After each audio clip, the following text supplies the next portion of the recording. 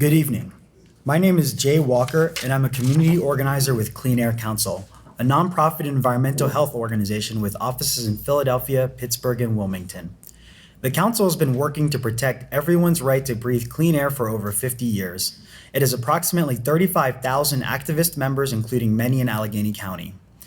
The council has several comments on the proposed agreement.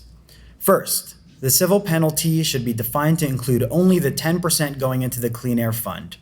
While the department may have assessed a civil penalty of approximately $2.7 million, that was reduced by an amount to be applied to something else, a supplemental environmental project. Second, the agreement does not contain sufficient details regarding the supplemental environmental project. Considering the department's civil penalty policy, the provisions are vague and they do not specify how money is to be spent. Third, it is questionable whether the agreement will lead to significant emissions reductions. There are uncertainties regarding how much the replacement of the PEC baghouses will reduce air emissions. The long timetable raises the question whether equipment should or would have been replaced anyway. Any emissions reductions from the installation of a mechanism to reduce fugitive emissions from the B battery shed would be modest. It is unclear whether and to what extent there may be emissions reductions from a stack replacement or a through-wall repair. Because the company has repeatedly violated air permit requirements, it should do more to upgrade its equipment to reduce emissions. For example, the facility should explore the installation of spring-loaded doors on the coke oven batteries.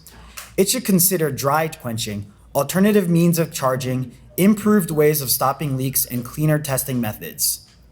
Fourth, the department sets bad policy by perpetuating an expectation of less than 100% compliance.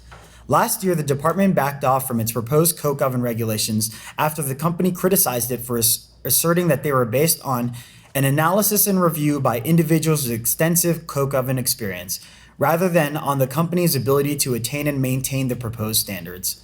But there is nothing wrong with conferring with individuals with extensive coke oven experience to find ways to facilitate 100% compliance. The real question is not whether there would have been more violations in the past under the proposed regulations, but what the company can do to reduce emissions. Fifth, the department compounds bad policy by restricting its ability to adopt technology forcing regulations. These are regulations that require a level of performance that may be achievable in the future, even if it is not achievable now. This is what led to the development of the catalytic converter in cars. The department has agreed to not adopt more stringent regulations unless they are technically feasible. But this phrase is defined by reference to past compliance rather than by reference to available or potentially available technology. Sixth, this all leads to the department allowing the company to pay to pollute. The money is just the cost of doing business, and it is less than what the company would have to spend to actually address the problem.